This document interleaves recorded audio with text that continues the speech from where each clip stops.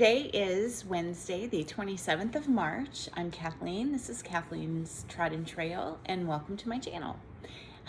In an effort to say everything just perfectly, I forgot the name of my channel there for a second. Hi friends, how is everybody? It is a gloomy, dreary, cold day here in eastern Nebraska. Yesterday was absolutely frigid, and we got a little bit of snow.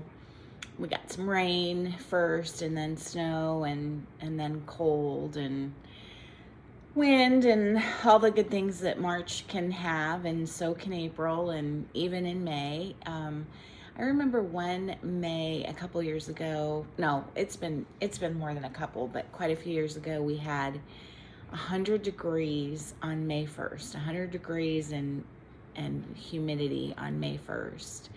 But then we've also had really cold, Mother's Day weekends. So it's, to be expected. We had 70 degrees in February, and now it's, I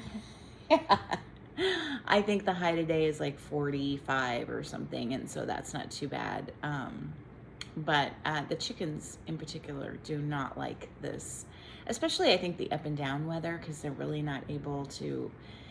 They do well. I mean, they do fine, but they're just not able to adjust as quickly, I think. And yeah. So anyway, let's see. I said in my last video that I probably wouldn't be back until after Easter, and so fortunately, I'm able to get back here just a little bit before Easter. I was not able to go to Colorado to help my sister. We could not find anyone else to watch the house those 5 days while I was gone, and so that kind of ended up giving me a lot more stitching time than I wasn't anticipating I was going to have. And so I have quite a bit of, once again, very scattered, a little bit of this, a little bit of that.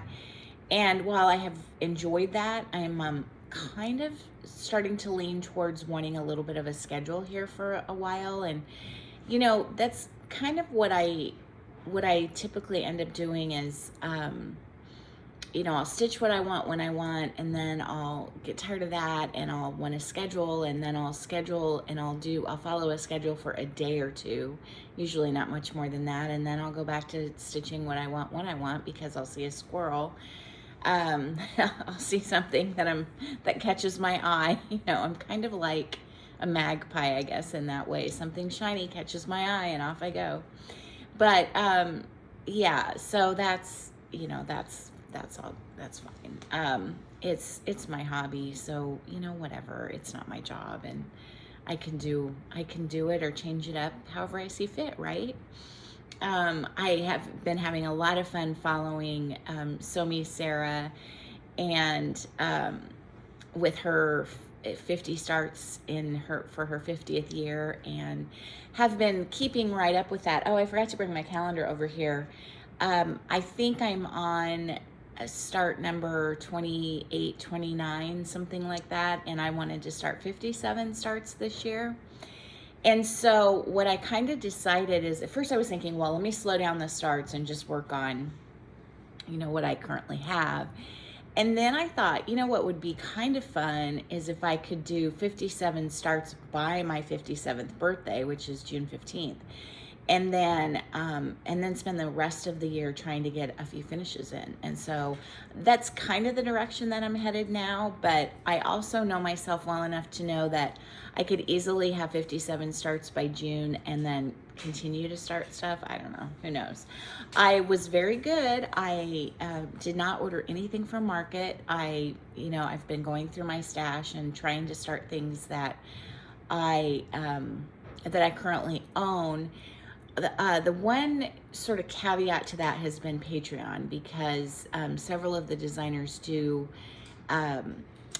free, not free, because you're subscribed to their Patreon, you get their free patterns, or you get patterns every month. And so I have started a couple of those Patreon new starts, but those are technically already paid for because I've paid for my Patreon subscription. So I have ordered a couple of new patterns. I did order the Stacy Nash, the rabbit and the little mouse, because I've been collecting for years. I've been collecting the animals, and so I did order those, but I just ordered those last week. And what else did I was looking for something to either gift a friend or stitch for a friend, in honor of someone who she lost. And in doing that, I found a couple of charts by Liz Matthews that I really liked. And I don't know if they're new releases or old. I'm not sure. So I did buy those. And then a new designer, I'm not going to remember her name, that I was watching FlossTube and somebody pointed out a new designer. If we get to anything here that has her name or whatever, I'll let you know. But and so I went to look, and I really liked her charts, and so I bought a couple of her things. So, but all in all, I haven't been making major purchases and or kitting big things up or anything like that. So, I wanted to start with some finishes. First of all, I talked about this in my last video, that I always have a small mill hill or buttons and beads on the go, just to work on, kind of whenever I want. And I mentioned that I had finished one, but I couldn't find it. And well, I happened to be fishing a ball out of underneath a piece of furniture for one of the dogs, and I found the little winter bird that I had finished. Is this a chickadee? I think this might be a chickadee. I can't remember if it showed. And I do have the pattern. If anybody wants this chart, now that I'm finished with it, let me know. I do have that, and I'd be happy to send it to you.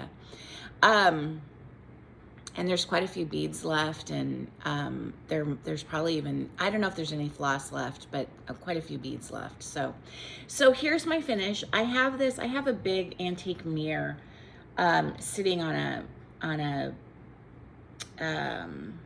bureau in the family room, on an antique bureau in the family room. And this is sitting propped up against the mirror, and it just looks really pretty there, especially this time of year. But I need to put some felt on the back at the very least, and then either, I don't know, maybe put a magnet on it or a hanger, just probably do a little some other kind of finishing with it, but I haven't done that yet. So that's Mill Hill. And then I'm still working on the pumpkin, and I haven't, it's just a little orange and black pumpkin with beads, and I haven't done anything further on that since we last talked. So now I mentioned starting, and it's over there because I started the next letter. I mentioned starting the alphabet sampler by Tiny Modernist, and I showed you my start on the letter A, and I have finished the letter A and FFO'd it, made it into a little pillow, and that is my intent, to make all of these, do each letter separately as their own pillow, and stuff them so that someday when I have grandchildren, I'll just have a basket of letters, and they can play with all the little pillows in the basket. I'm using all the called for, and it's being stitched on a piece of, I want to say, I think it is 28 count. It might be 32 count even weave, just white even weave. And I found pretty sure at Fat Quarter Shop, I found this great, and I meant to bring down the whole stack of it, and I forgot, but this great fabric, animal fabric, and alphabet fabric. And I bought an orange, a teal, a green, and maybe either a pink or a blue, I can't remember which. And so I'll just finish all of them with this on the back. And how perfect that I was able to do alligator on the back. You all may have noticed this. I didn't notice it until I was editing my last video, but I missed a stitch in the alligator right here. And I think there was one stitch that was supposed to be done in this green and I missed it. So I need to decide what I want to do. I saw it and thought, oh, I have to put that stitch in there. And then, no, maybe I didn't even have this much finished by my last video. I don't remember when I saw that I had missed a stitch. I guess after I FFO'd it, I realized that I had missed that stitch. So I don't know if it's possible to try to put a stitch in there now that it's finished. I might be able to do that. Or I may just take a permanent marker and in green and color it in, or paint it even. I might put a little dab of paint there. I don't know. Let me know if you have any suggestions on missing a stitch. It's not the end of the world, you know, it's not the end of the world. I'm not that much of a perfectionist about my stitching. I mean, I want it to look nice and all of that. I know that would just kill some of you and you would undo the whole pillow and redo it. I'm not going to do that. This is stuffed with a combination of polyfill and lizard litter. I like doing a little bit of both. I like putting polyfill in the corners, and man, as hard as I try, I still feel like that corner didn't get stuffed enough. And then I like the kind of the weight that the lizard litter adds to it. So yeah, and then I typically glue my trim on. I'm not going to put any buttons, obviously no pins, nothing like that, because these will be for kiddos to play with. And I thought I better not do hot glue because and I'm not sure how well hot glue would do with this. I don't know if this is sari ribbon or whatever.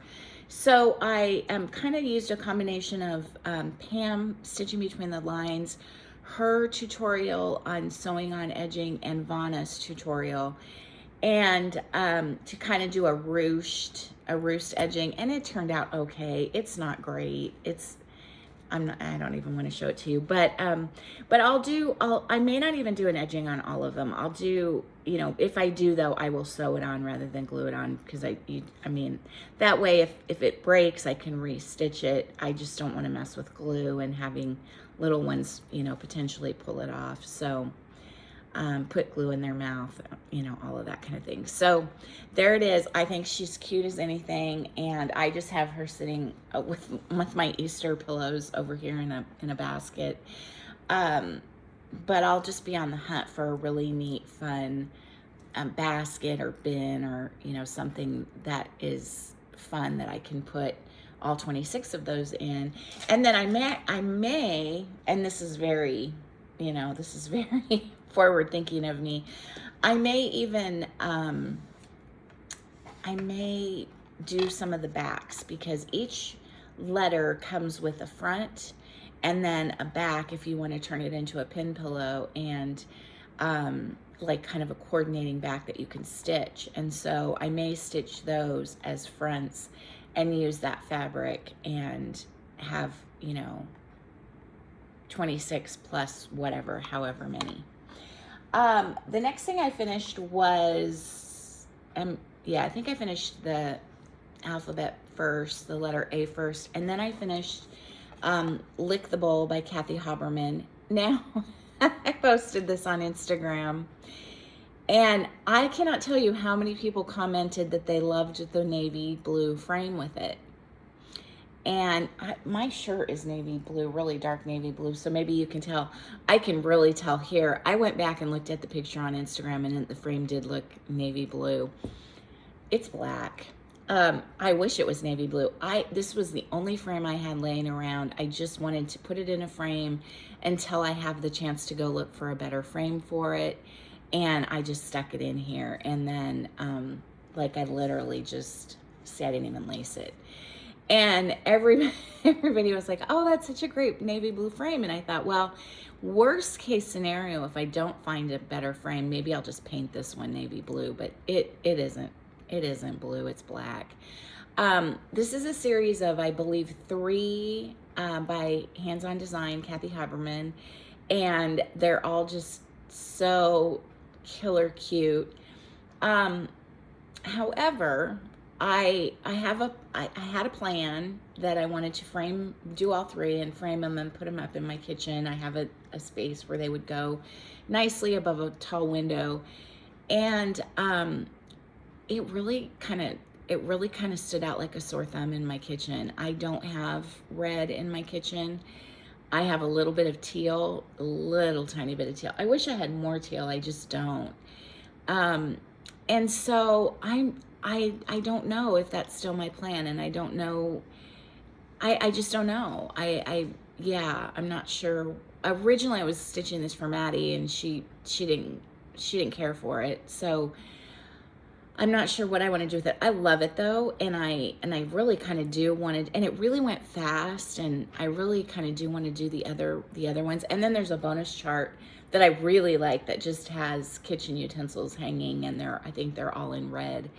But unless I change up my kitchen quite a bit, it really kind of doesn't match. And again, I'm not really a matchy person, so I don't know how much I care that it doesn't match.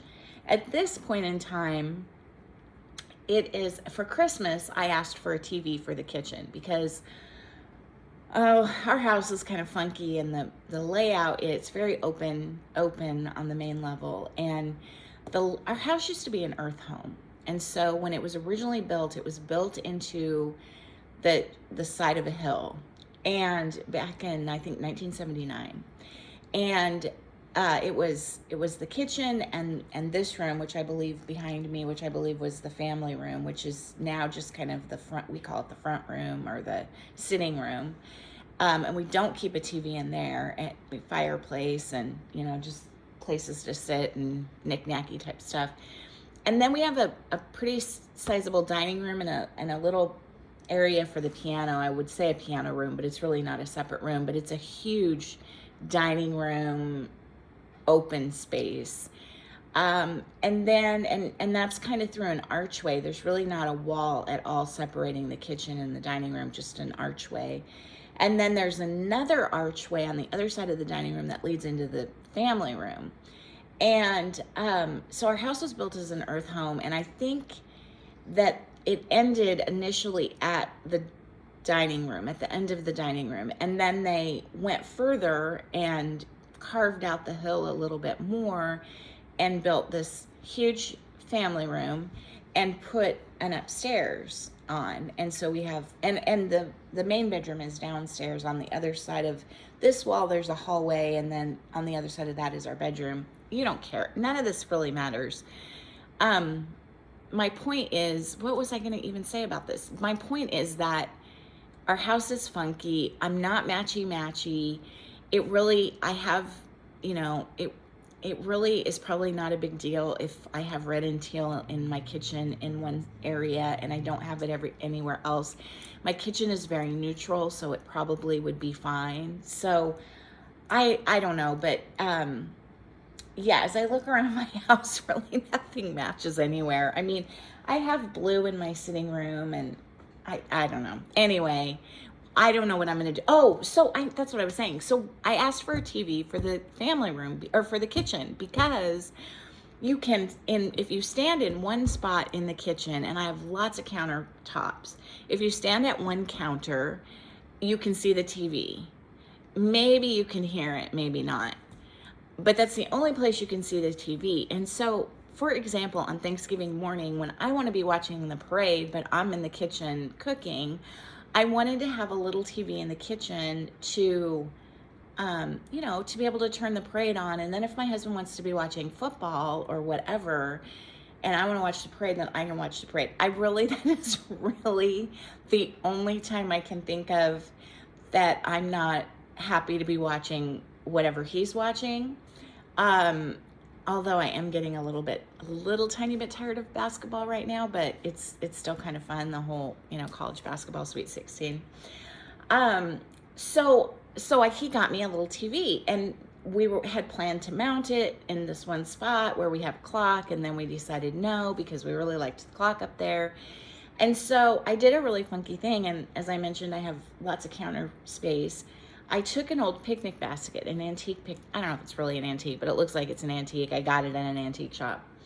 Picnic basket, and I've used it for a long time on a little table in the dining room where I would set it and then put a quilt, kind of loop a quilt inside and out, kind of wrap it, and then put whatever seasonal thing on it. So I took that picnic basket and I put I have a habit of picking up, what do you call linens from antiques shops and rescuing. I love linens. My mom was that person that would have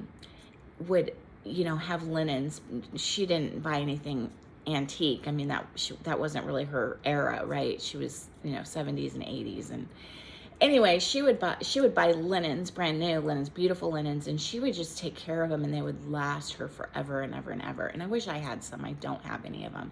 My older sister has given me some linens that her grandmother made, mixed marriage. We don't have the same grandmother. We have one of the same grandmother, but not the other one. That her sweet grandmother made, and a stamped cross-stitch tablecloth that I absolutely love. And I don't use it as a tablecloth, but I drape it over various things around the house. And other little kind of doily type things that I find use for. So this is what I have draped over there now is kind of a springy, I don't know, maybe it's like a table topper kind of a thing. It's, yay big. I have that draped over the picnic basket with the TV on top of it. And so you can't, and so it makes the TV not stand out. It just kind of puts it in the background. It's in the corner, at the corner of the cabinet or of the counter. And it just sort of sets back, and you don't really notice that and it's a little TV. It's not, I didn't need anything huge.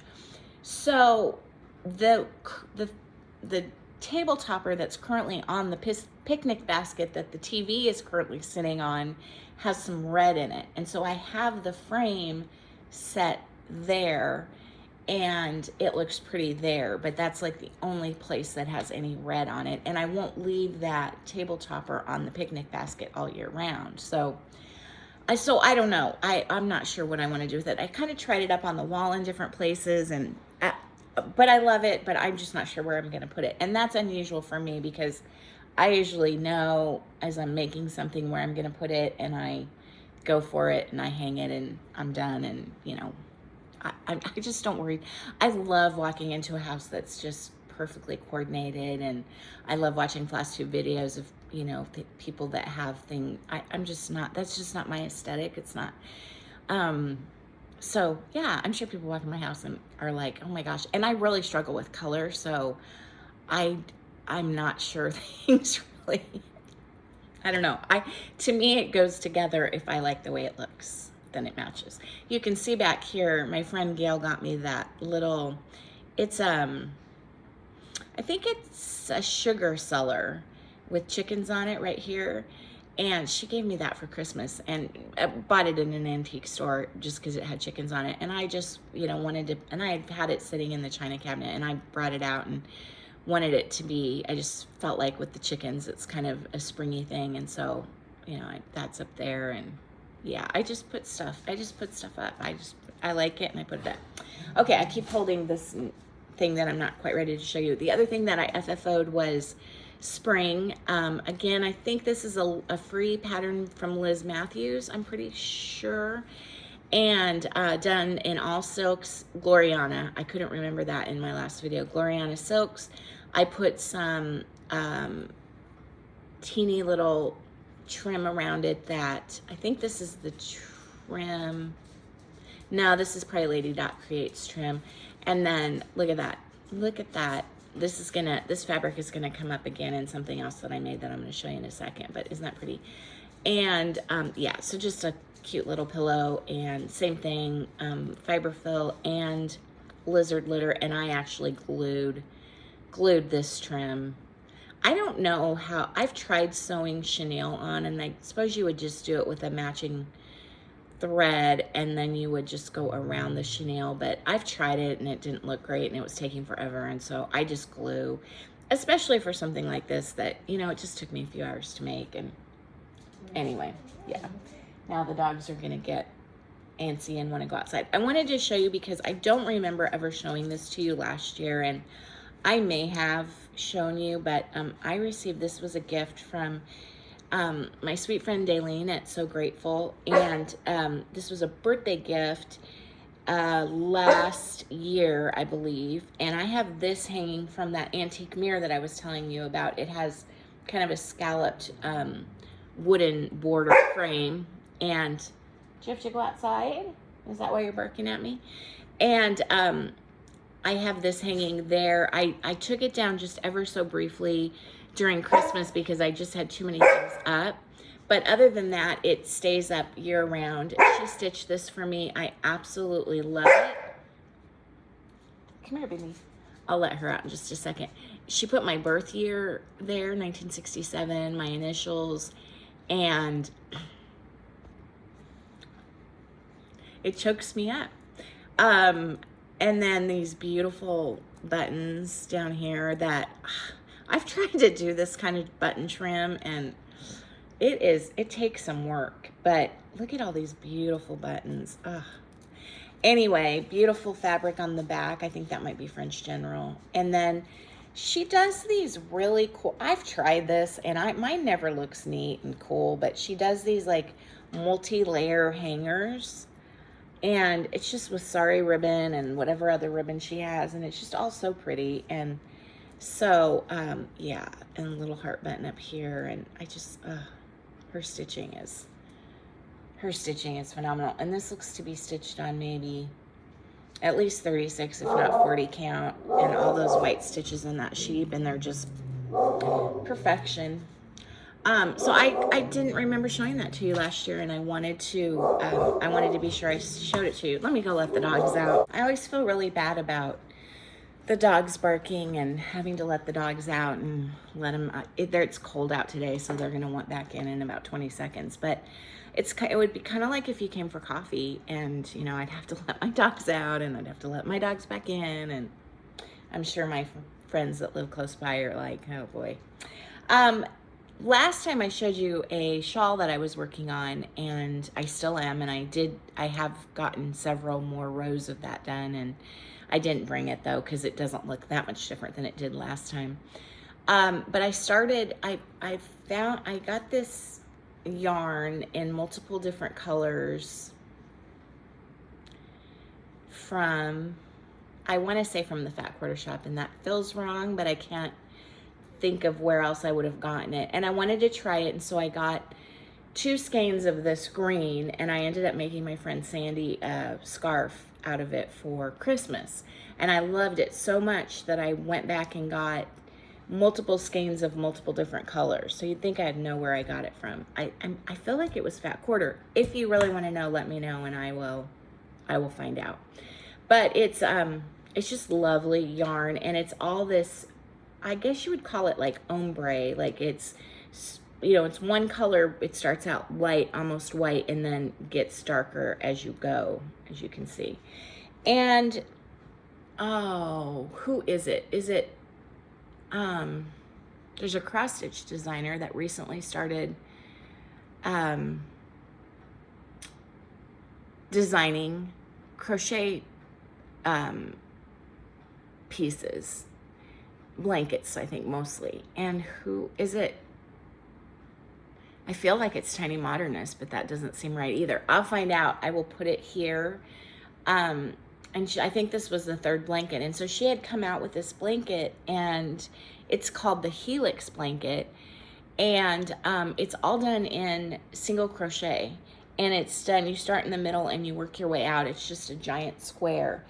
And I thought, well, I'm gonna try it with this yarn because I'd gotten kind of a rainbow, I knew it was going to be really, really hard to show you. So I started with, this was all one color, or, you know, one skein of yarn. So it went from pink to darker pink to kind of almost a burgundy.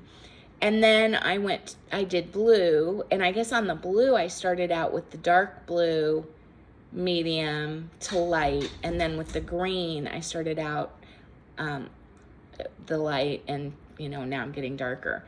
And I need to add a peach. There's a peach color. Is that the only other color that's left? I think that might be the peach color. There might be a lavender one. I'm not sure. But I am kind of addicted to this blanket. It's super fun, and oh, it's so soft. And I really should give it for a gift. I have a friend whose birthday's in March, and I'm thinking about giving it to her. Or not in March, in April. Well, it's in March, but we're not celebrating till April. I'm thinking about giving it to her. I have other birthday gifts for her, but I'm kind of thinking about giving it to her, but I might keep it. I love it, but it's really such a fun, and all it is single crochet chain one, single crochet chain one. And it's all it is, and I would think I would be really bored, but it goes fast, and doing it in this yarn, it's so fun to see what color's coming up next, and yeah, so I've been working on that quite a bit. Okay, let's get to cross stitch. This is, once again, these are just up here in absolutely no particular order. I showed you this last time. I have not picked it up at all. This is, I'm gonna have to let the dogs in. This is the March monthly weigh-in, Stitching with the Housewives. Priscilla just posted, I think it's the June one. I'm pretty sure it's the June one. It's not available yet, but it'll be available, I think, next month. And it's strawberries, and it's so cute. This is the April one, which is also very cute with the little like chocolate bunnies, and yeah, that's really, really cute. And the May one is really cute too. I have it over there. I forgot to bring it over. But I don't remember what it is. But I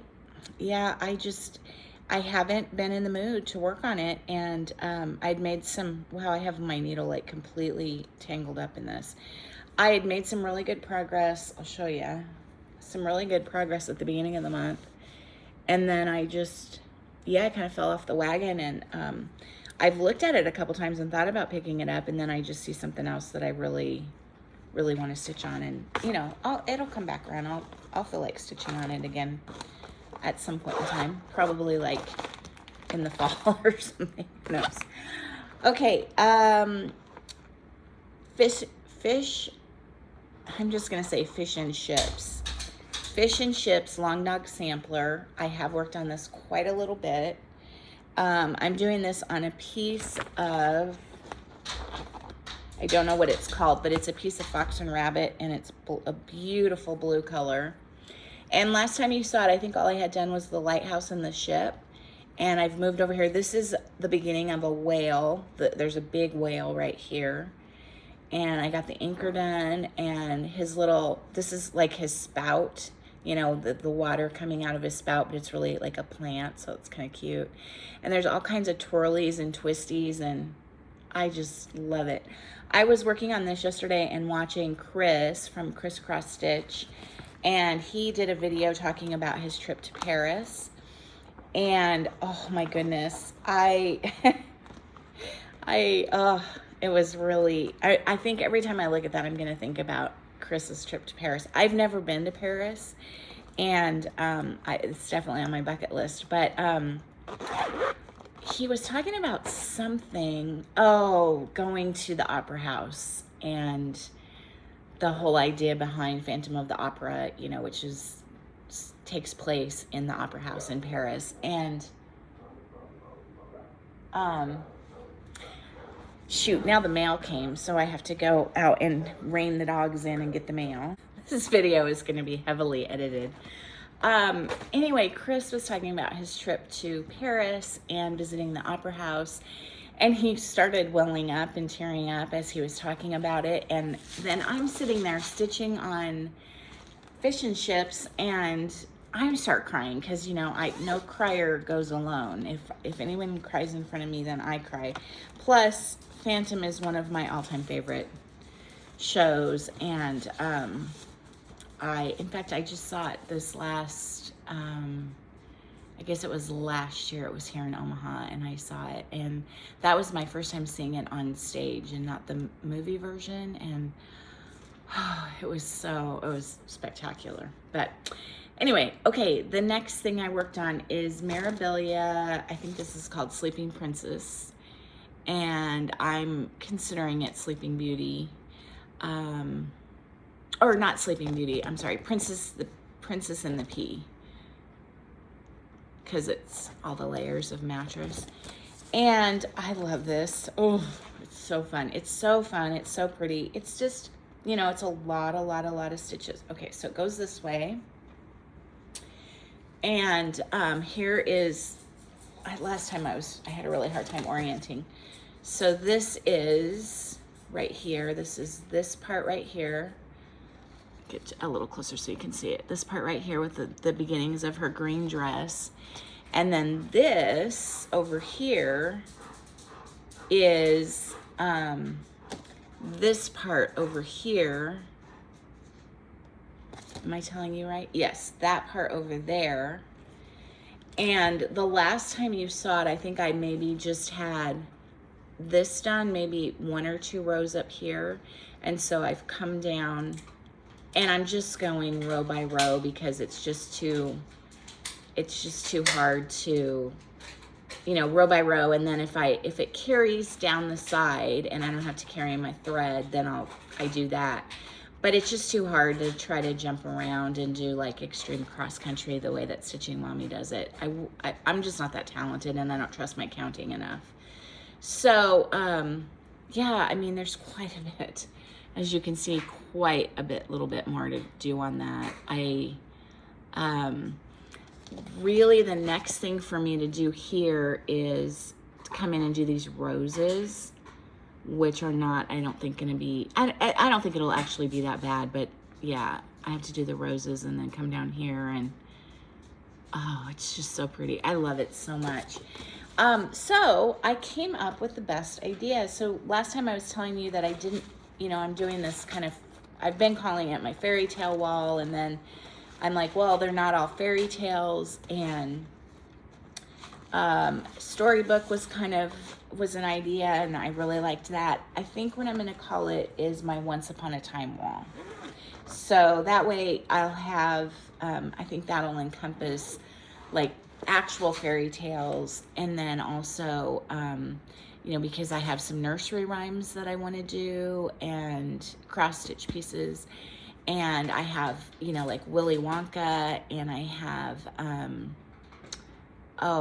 you know, Alice in Wonderland, and you know, all of those great ones. So I think I'm going to call it my Once Upon a Time wall. And I was going to put it back here. So the front door is right there, and then this is the hallway that leads to the bedroom. And this is a huge wall back here, and you know, it has the little farmhouse picture on it, and I just threw that up because I needed a replacement for whatever I had up there for winter. I don't even remember now. And so I was going to put it back there, but I actually think in the family room that we have a huge, I don't even know what to call the wall. It's really funky. It's like, I don't even know what you call it, but it's textured and it's really hard to hang things from. So that's probably not the best idea, but I'll figure out a really good way to hang things, and I think that's where my Once Upon a Time wall is gonna go. So I was excited to come up with that. I almost hopped on here to tell you guys about that, and then I was like, they do not care. They just do not care. Okay, I was watching Home Sweet Home Handmade. Lovely sweet lady from somewhere in Great Britain, pretty sure England, and she does all kinds of fun, really neat and interesting. I don't know what the dog is chewing on. It has me a little worried.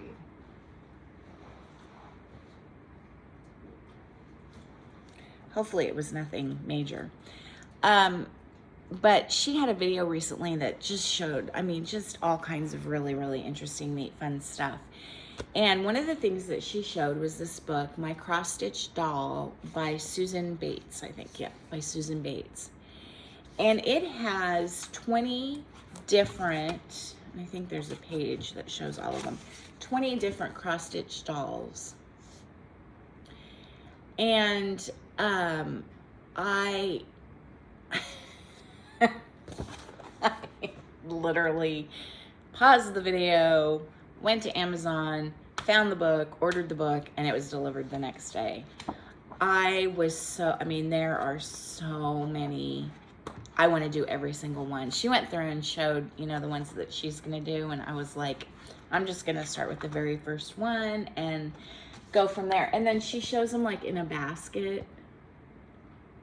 And I mean, oh my goodness gracious. So I started with the very first one, which is, I mean, look, I mean, just look how fun they are. The details are just, and I went through the finishing directions and instructions, and it won't be hard to finish them. Now, what's really cool is each doll has a front and a back. Make sure I'm not showing any patterns here. So this is the first one. This is Jess. This is the one I'm working on, and there's her front. I'm doing it in all the called for, just as is charted. And then here's her back. So, you know, quite a good amount of stitching, but at the same time you really get, I mean, it's an actual doll, right? And so, I sent my husband to the store, the next day because I wasn't going to be out and about, and Hobby Lobby is really the only place close that we can get all the DMCs. And he went to Michael's first and looked, and they didn't have most of them. Oh, he actually looked at Walmart first, and they didn't have any of them. And so he went to Hobby Lobby for me, and here is my start on Jess. And I had to put her face in. I have a really hard time stitching an animal or a person and not putting their face in, you know, like leaving their eyes blank. That bothers me. I do need to add eyebrows. I realized I forgot her eyebrows, just backstitched. But there's the beginning of Jess. I love her. I think she's so cool. I need to fill in her hair. She's got a few little highlights, and then it's all, you know, one color, and then some backstitch in her hair, because there's really a lot of great details. But I don't know. I'm insane. I'm sure these will be for my grandchildren someday too. I better have grandchildren. I'm making them all these things. But anyway, I don't know. It's just my cup of tea. I can't explain why. I'm going to be 57 years old in June, and I'm making dolls, but it is what it is. The other thing, and I have several to show you, that I got on a kit, I got on a project bag kit, making project bags, because I completely ran out of the plastic Amazon ones, and resorted to, I was using a gallon Ziploc bag for Jess, and I was like, this is ridiculous. I have so much fabric. You know, I have this really bad habit of, oh, I have to redo Jess's nose. It's kind of coming out. I have this really, really bad habit of buying fabric, you know, seeing fabric online and loving it, or even in the store and loving it, and then buying it and then not wanting to use it, not wanting to cut it up because it's just too pretty. And that's ridiculous. And so I have all this fabric that's just really, really fun and neat. And just before spring happened, when I was really, really craving spring, either, I don't know who it was, if it was Fat Quarter. I feel like it was Fat Quarter, but it may not have been. Came out with a very springy line, and you could buy a bundle, and I just thought it was so cute. And so I think I was in the middle of stitching Jess, and I went upstairs and pulled that fabric line and made a project bag. So this is the back, and then this is the front. And I thought that was perfect for the dolls to go in. And yeah, I just super cute. So I've been using Elizabeth Ann Can Stitch's project bag tutorial, which is on YouTube. And I love it. It's a great video. It's a great tutorial. And but I was recommended Nicole Stroh, I think it's STROHL or something like that. I was recommended to her quilted project bags, like by YouTube. I logged on to YouTube one day, and it was like, oh, have you seen these? And so I've made several quilted ones for her, or not for her, of hers, using her tutorial. So I'll show you those here in a second as well. Okay, so then that was Jess. And then I came up with the idea, I did the tutorial from Nicole and loved it. It's also a great tutorial. And I have a bunch. I love to do paper piecing. I love to do paper piecing. And I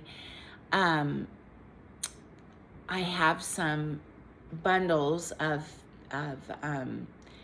paper pieced patterns that I got from Fat Quarter Shop, where it's already printed on, you know, the design is already printed on the paper, and then you just stitch it. And one of them is for a pineapple block. And I went digging through all this fabric that I have not wanted to cut up. And I'm sure I ordered this fabric to make a baby quilt for somebody and never got it made. But it's this really fun jungle fabric.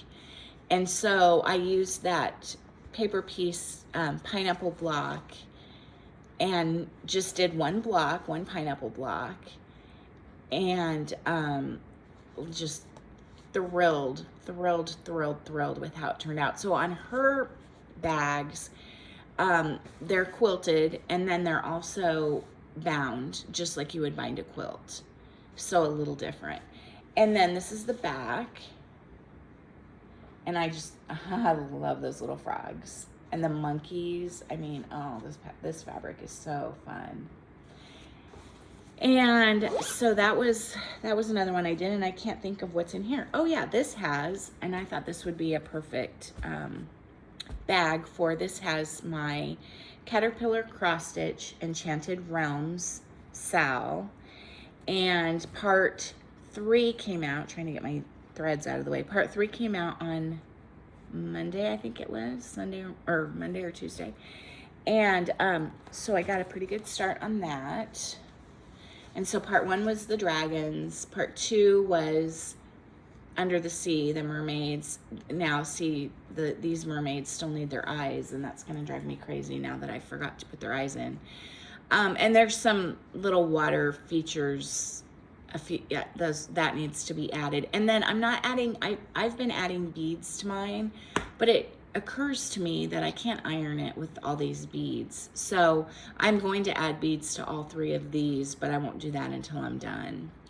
And then up here is like pixies or fairies, and it's mushrooms. So there's like 4 mushrooms, a little mushroom house, and then 3 fairies or pixies, not sure what those are. So that's part 3, the beginnings of part 3.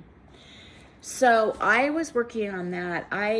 So with this one, it's quite a bit of stopping and starting. You know, there's not a lot of stitching of one color. You stop and start, and that's fun. I like doing that for a time, but it does start wearing on me. And so I think I can get each release done in 2 sittings. And so I did pretty much all day off and on in between chores and whatever. Yesterday I worked on that, and I will find another day before the next release to finish up part 3 and part 2, just the little bits of part 2 that need to be finished up.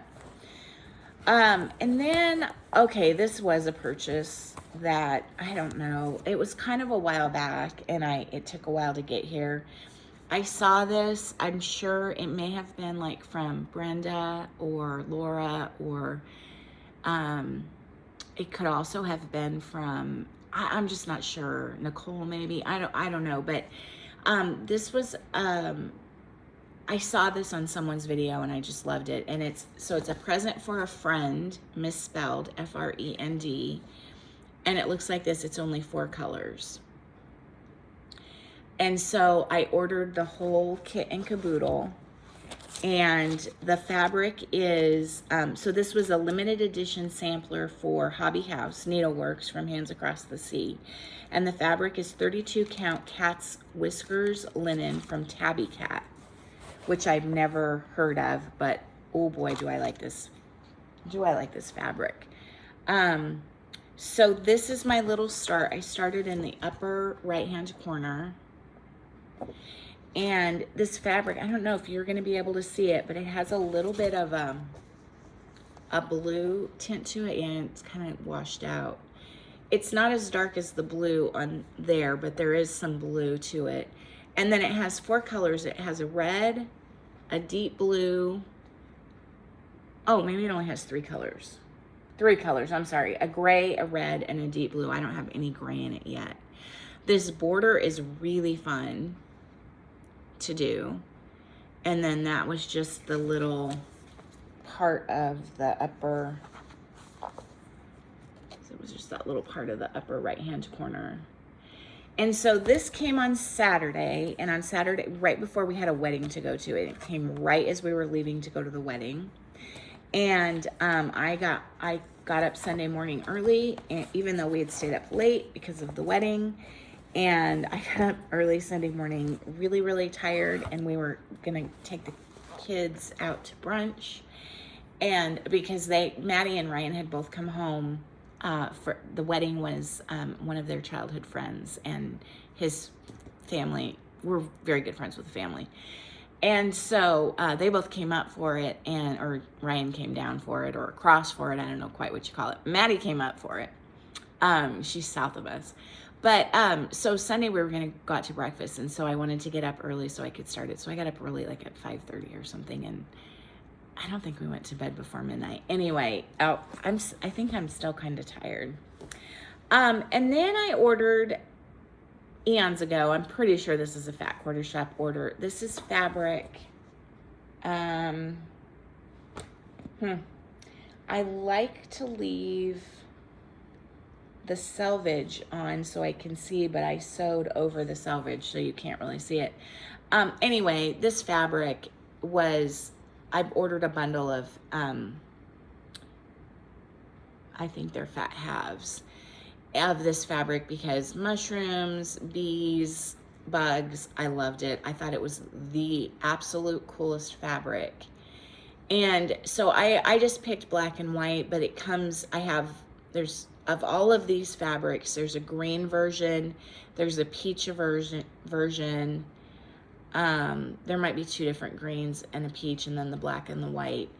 And I've been saving it to find the perfect quilt to make with it. And I think I finally found the quilt that I'm going to make, the quilt pattern that I'm going to use it for.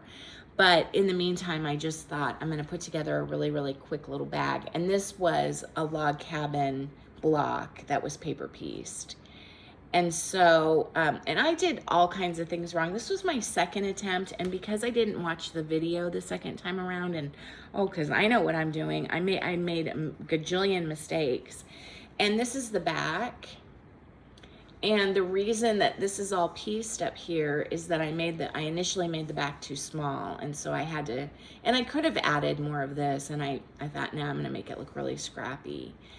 And so the way you do this, and see, I love like a little bit of the selvage to show, not on a quilt. I wouldn't do it on a quilt unless I was keeping it for myself.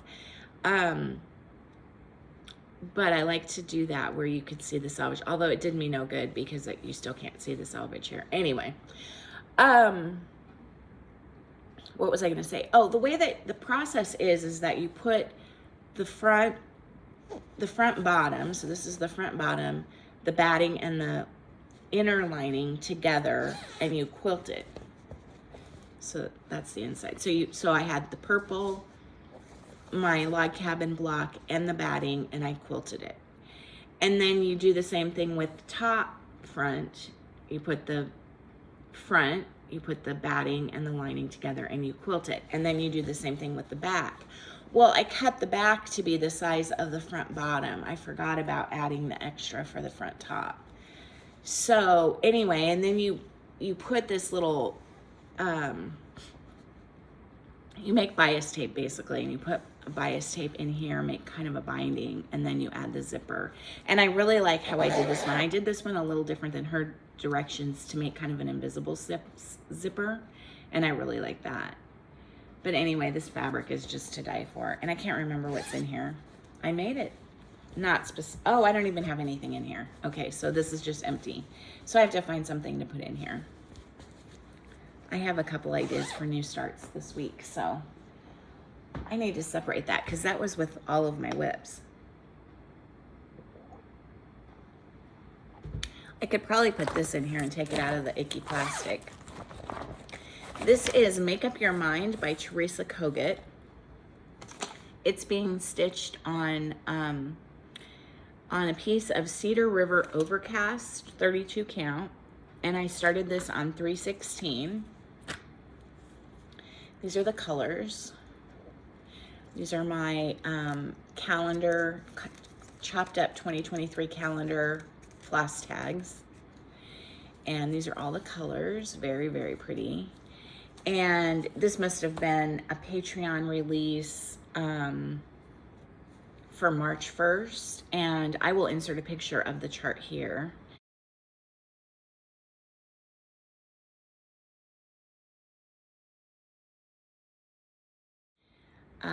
This is Make Up Your Mind. Is it a quote? Oh, it's Anne of Green Gables.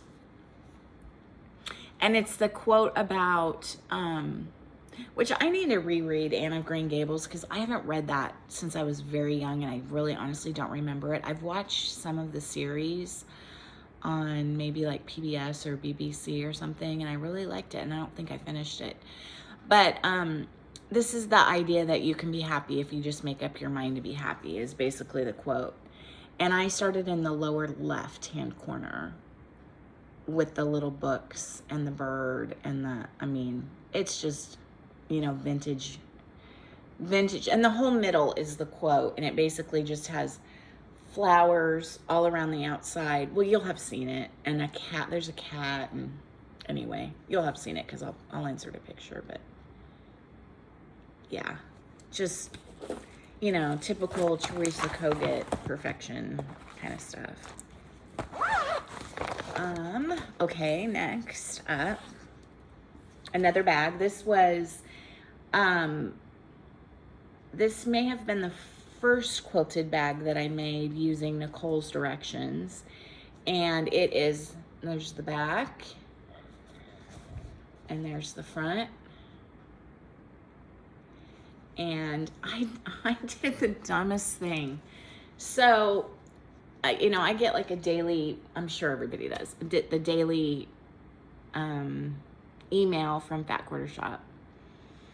And I get the, what is it, weekly newsletter, monthly newsletter, whatever. And you know, they're selling stuff, right? They have stuff to sell. And they had a little thing about buy this striped fabric for your bindings. And I was like, yes, I love a striped binding.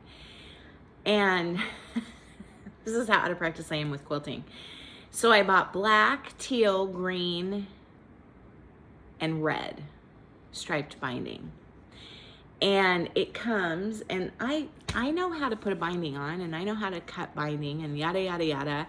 And instead of cutting it, so the idea with the striped binding, when it looks really cool, I might have another one here I can show you, is if you do the stripes this way, it makes it look really cute. And then you're not really having to line things up quite as much as you do if you do the stripe, if you cut it with the stripes long ways, which is a mess because then you can see all your little imperfections of where you didn't cut straight. Anyway, that was really dumb of me, but it's okay. It's a Trolley Brown bag, and I crocheted a little flower to go on it. I don't know. I was really wanting a zipper pull, and I couldn't come up. Oh, it's also empty. So I guess I'm just showing you bags. I actually made two of those Snoopy bags. Okay, I have to come over here and get the rest of my very sizable stash. All right, so we're just gonna interject. Okay, so we're just gonna interject here a little bit of needlepoint. Okay, so I paused you for a second because I came upon a project bag that has needlepoint in it, and I forgot that I had a needlepoint FFO to show you as well, and then a new start. And so we're taking a cross stitch break and going into needlepoint. So I finished chicken number 1 of the little funky chickens, And I think last you saw it, I had everything done except for some of the background over here. And so I finished that up, and I came up with, this is probably, I'm sure everyone in the world has thought of this. I just hadn't seen anything. I was trying to think of, I've been looking for frames because I have 2 of these to do, and they have a specific spot in my kitchen. And by the way, here is a bunch of teal, but there's no red, so I don't know. Anyway, I bound this like you would bind a rug using floss, and I really like that. I really, really, really, really like that look. And then I mitered the corners on the back and stitched them together. And I think what I'm going to do is put a piece of cardboard, you know, really sturdy cardboard or wood in here. And then I'll put felt on it or wool on the back. And then I'm going to hang, instead of framing it, because I just haven't found a frame that I really, really like. I'll hang them. Now it's going to be hard to tell with this one because of course this one hasn't been.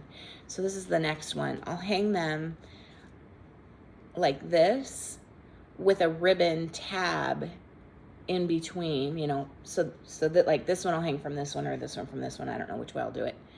Like this, and then I'll put a hanger up here. Does that make sense? Kind of like you would a mill ornament. And I'll bind this one, you know, the same way. And then they'll hang like that. And yeah. And so I actually have this one already hanging up in my kitchen, but yeah, I love how that turned out. And that took me a year to do. It is, oh, so one of the reasons I was going to tell you, for those of you who care, do needlepoint, maybe you don't. Okay, so I did this traditional stitched every stitch using the basket weave method. And what that does, and you can see in a few spots where I, you know, got a little tight or whatever, I stitch in hand, needlepoint as well. So there's all kinds of stitches you can use to do, especially, I mean, there are all kinds of specialty stitches for needlepoint, all kinds, like thousands of them probably. And because of the flowers and all of that, I couldn't think of a better way to do the background. And I don't know a lot of specialty stitches, but when I went in and bought those, the 3 patterns that I showed you from the last Floss Tube video, I asked about background stitches on these 2. And they gave me this book, or I bought this book, that they said they use. The ladies at my needlepoint store are phenomenal. They're all phenomenal stitchers, but they're great. They said they use this book, Stitches to Go, by Suzanne Howren and Beth Robertson. And it has tons and tons and tons and tons and tons of specialty stitches. Excuse me.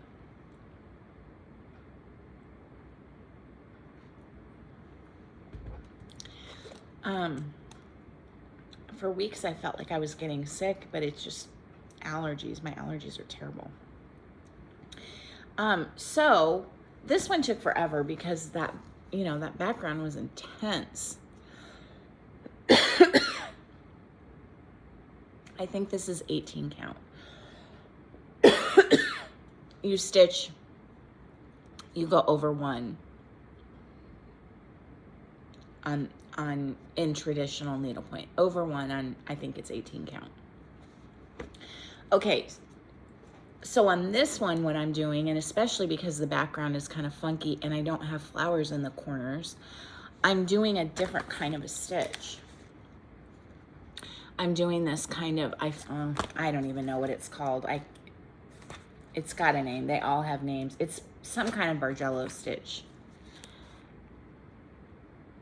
And so I'll do that on the orange. I'm going to do regular stitches, traditional stitches, basket weave on the whatever these are. And then I think most of the chicken will be regular, although, yeah, I think most of the chicken is going to be just regular stitches. Is that done? No, that's not done. But this stitch is so much fun to do, and it goes so quickly. So quickly. So I think this one won't take me nearly as long as the first one, and then I can, you know, finish those up. I'm going to try not to let myself work on the cow or the chickens, the big chicken, until I get these two done, because I really want those done and up in my kitchen this summer especially. Okay, and then, you know, I'm just a big fat liar because I forgot about, I had this weird Rosewood Manor thing. I've never done anything by Rosewood Manor. I have a couple of things started, like a couple of really big things started that I was just, you know, that I probably now I could get done, but when I first started them, they were just not, they were beyond my abilities. And I don't know, I think I was watching Carolyn at Zook Stitch, and she does a lot of Rosewood Manor, and she showed something, and she has showed it before, and every time I've managed to like, no. And then I was like, oh, I just want to see, and I went, I don't know if I went to the Rosewood Manor website. Is there a Rosewood Manor? I don't know if I went to that or I went to 123 Stitch or what I went to, but I got several things, and I think it was 123 Stitch, and I kidded, I think I got 4 things, and I kidded 3 up. So this is the first thing, the Hawthorne Hill sampler. Was this some, does it say on here, was this a market release? I am friends, but I don't know how, but I am friends with Karen Kluba on Facebook, and she is one of the nicest, most, what the heck? She's one of the nicest, most uplifting people to be friends with on Facebook. I mean, we're not friends. We don't know each other. She always leaves sweet comments, lovely. She's just very sweet, very nice. So anyway, I loved this when I first saw it, which I can't remember if that was this year, last year, when it was. I thought it was so pretty. And I'm pretty sure I went to 123 Stitch, and you know, what I like about 123 Stitch is you can just order the chart, or you can click on buy all or whatever that little thing is, and it'll automatically load all of the called for floss and the fabric into your cart. And I can't remember if, I think this was the one that this fabric wasn't available, but they had something similar. So this is all stitched in Weeks Dye Works, and I'm doing it on 32 count over 2, so because that's my jam. And you know, blue is my favorite color. Like all different kinds of blue, but blue is my favorite color. But next to blue, I would say this kind of corally peachy color, which it's kind of blowing out. Yeah, see, it's a little softer than that. Is probably my second favorite color, and I look really good in that color. That doesn't look good though. I have a lot of pink in my skin, so maybe I don't look good in that color, but I have a lot of things in that color, and I feel like I look good in them. I don't know. Anyway, so it's like Deep Sea and Whiskey, which is one of my favorite weeks, and Sockeye and Light Khaki. I mean, just gorgeous, gorgeous colors. But the fabric that came with it was, oh, it's 28 count, sorry, 28 count Crystal Conifer Cashel linen. And it is an iridescent, sparkly as all get out, which I love.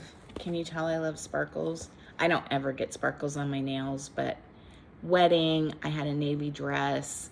I was with my daughter. We were trying really hard to match up something fun that would go with the navy, and this, yeah, it looked good. Anyway, I do love sparkles though. So it's this, and it's really kind of a green, and because I don't think this is the fabric that I'm sorry, you guys probably don't even care about this. I don't even think this is the fabric.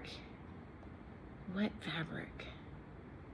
Yeah, it's 28 count spice linen from Picture This Plus, so it's definitely a different, but I know in the light, It's pretty green, which I love green, so I'm fine with that. But anyway, isn't that, I think it's going to be pretty. I don't know. I don't know how hard it's going to, I mean, it's 28 count. It shouldn't be terribly hard to stitch on, but I love it. So this is going to go, this will go in one of my new project bags.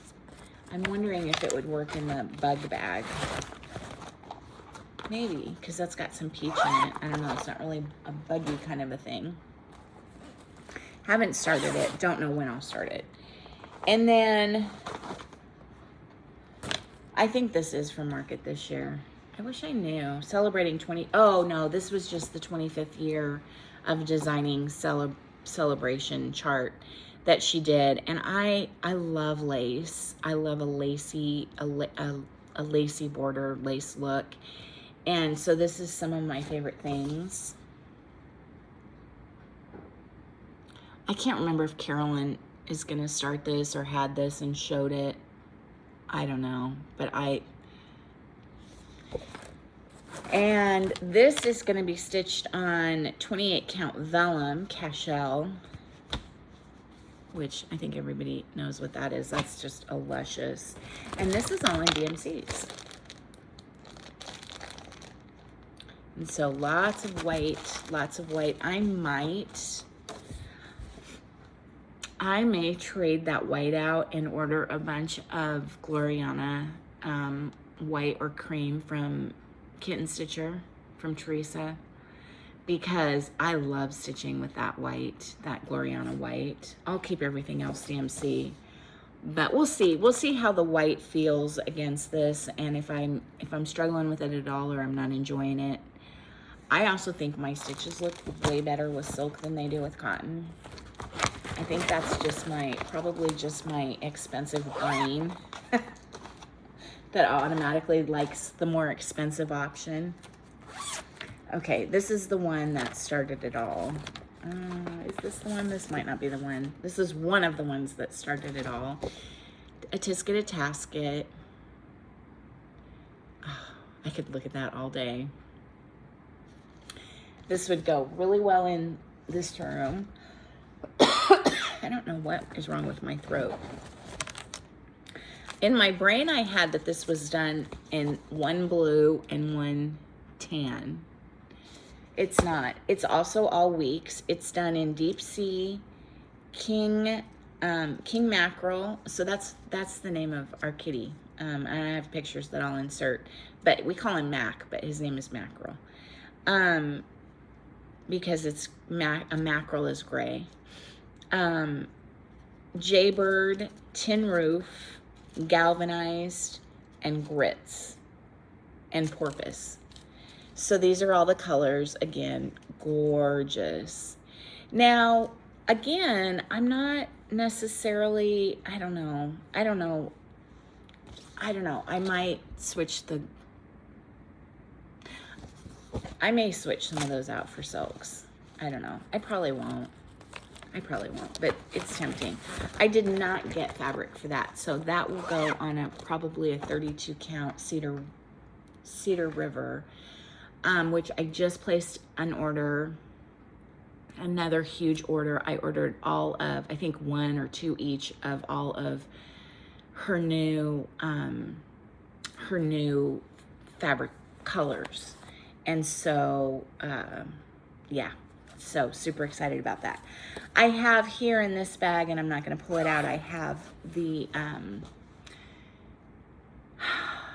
Quaker Spring. Well, let's look because you have the chart. Spring Quaker by Lila Studio. Is that what it's called? No, Summer Quaker by Lila Studio, which I showed you last time. I guess I can just show you. With the crabs. Goes like that. And I haven't worked on it at all. I might work on it this afternoon. I made the really dumb comment last time. Does she have a spring and a fall and a winter? And she does. And I have, when I was going through my charts the other day, I have the spring.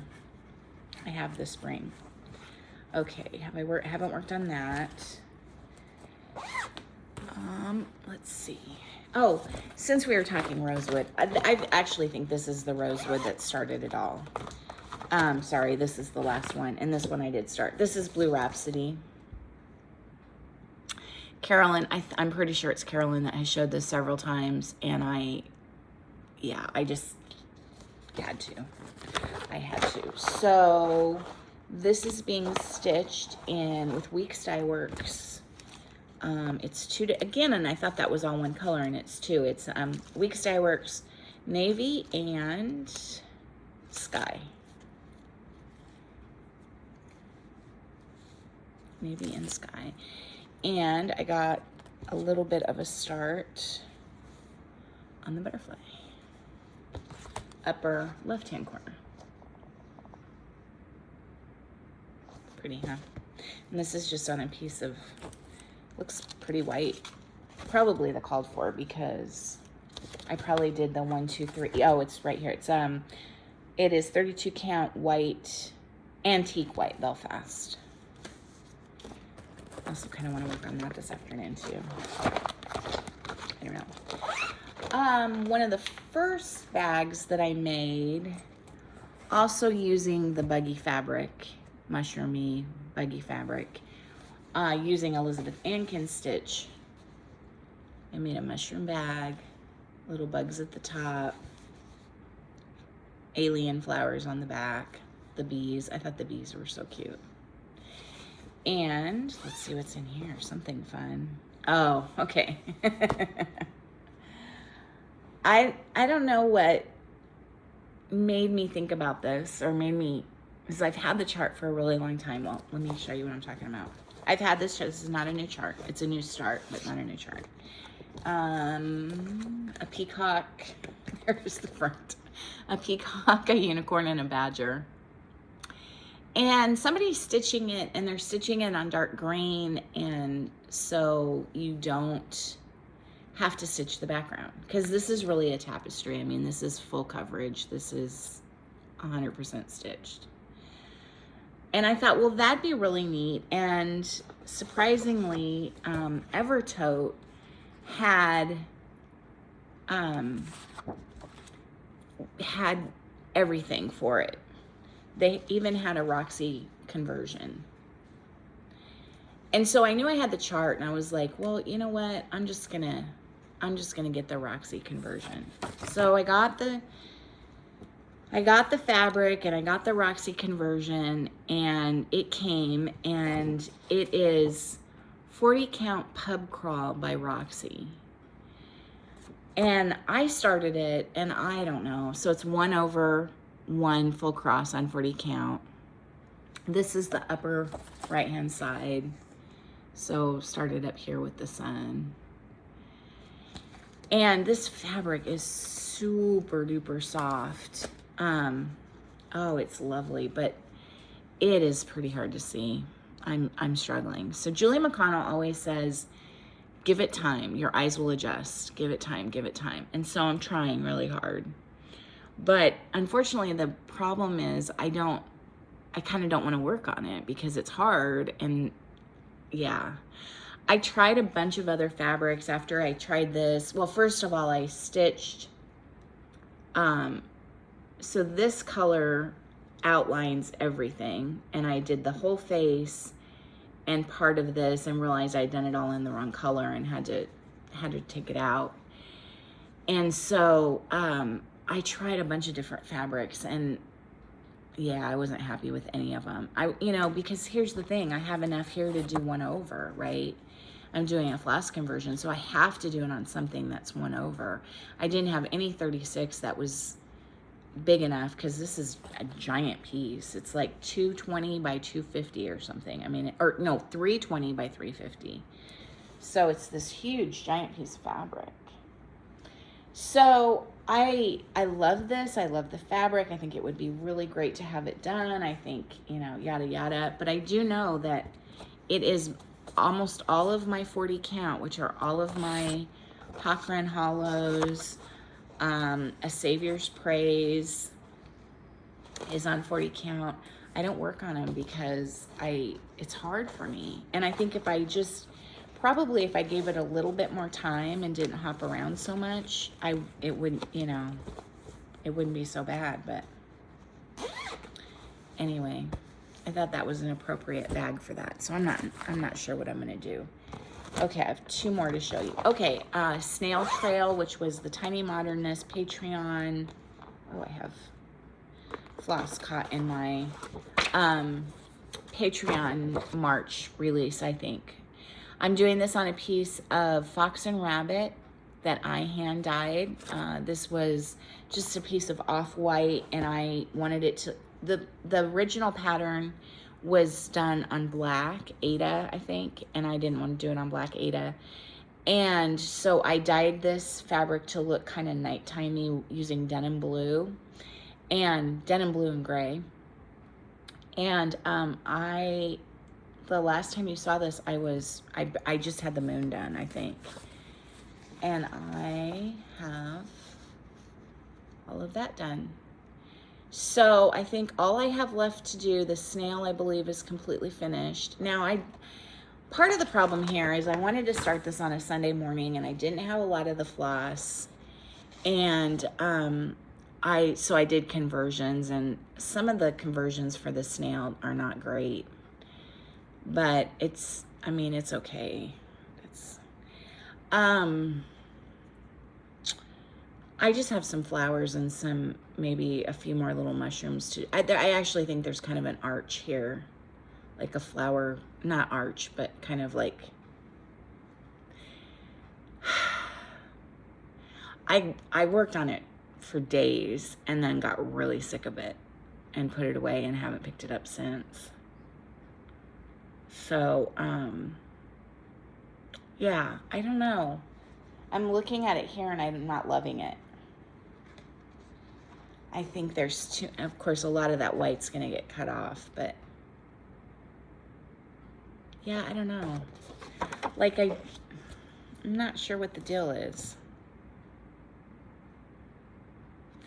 I don't know. It's okay. It's okay. One more thing.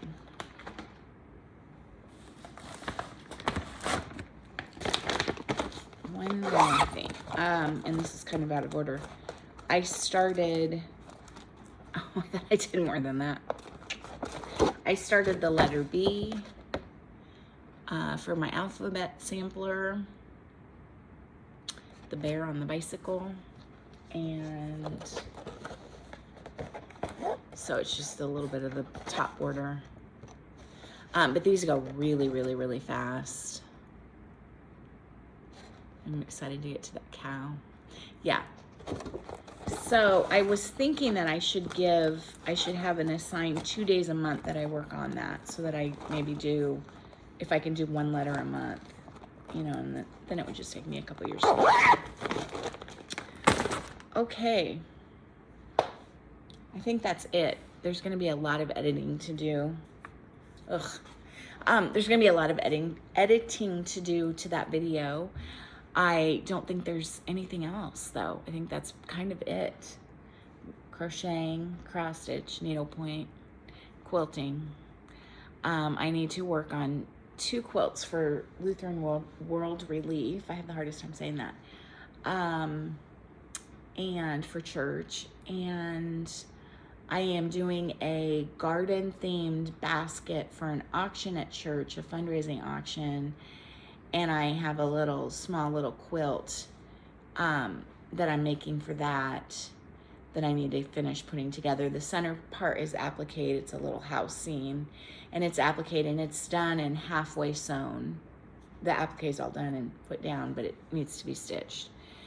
And then it just has some pieced blocks around the outside, and it's all green and done in greens and whites. And I'm going to fill up a basket. I've been ordering seeds and garden gloves and, just little hand type things. A lot from Etsy. Some little garden things to put in your garden, that kind of thing. And I'll just do a whole big, probably I'll use a planter to do it and then put everything in there and then hang the quilt over the side. So, yeah, so I need to do that. And then, and that's about it. We are not hosting Easter. My oldest daughter is going to be 32 in June. And,